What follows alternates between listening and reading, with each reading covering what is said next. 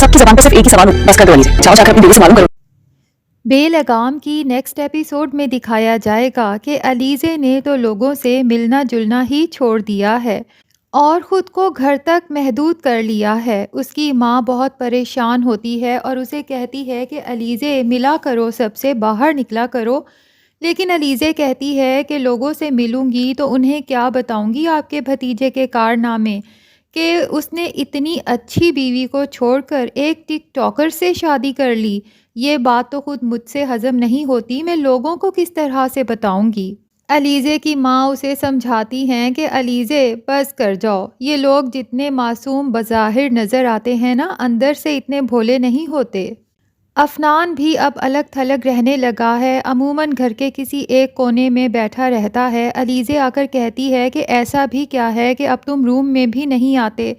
तो अफनान कहता है कि बस तुम भी तो मुझे बर्दाश्त नहीं करती, इसीलिए सकून की खातिर यहाँ बैठा हुआ हूँ। अलीज़े फिर तंज के निश्तर चलाती है और कहती है कि तुम अपनी उस सोशल मीडिया स्टार बीवी के पास नहीं गए, तुम्हारी वो so called superstar Ramsha Khan, और उसे कहती है कि पता तो करो कि अब उसने तुम्हारी कौन सी वीडियो वायरल करनी है।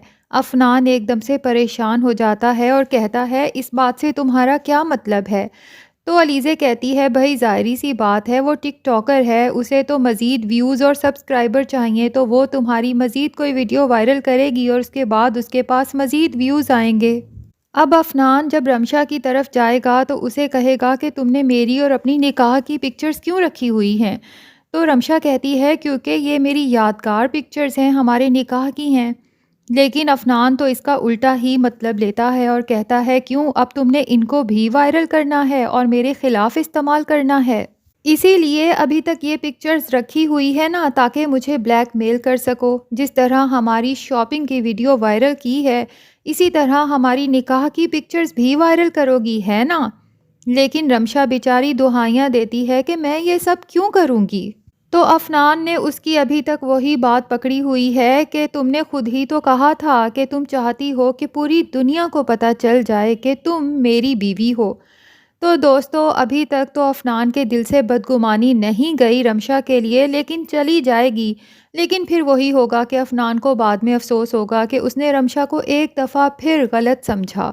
लेकिन मोहब्बत को इतनी दफ़ा भी आज़माना नहीं चाहिए कि मोहब्बत ख़त्म ही हो जाए। आप सबका क्या ख़्याल है इस बारे में, कमेंट सेक्शन में ज़रूर बताइएगा और इस चैनल को सब्सक्राइब किए बगैर आपने जाना नहीं है।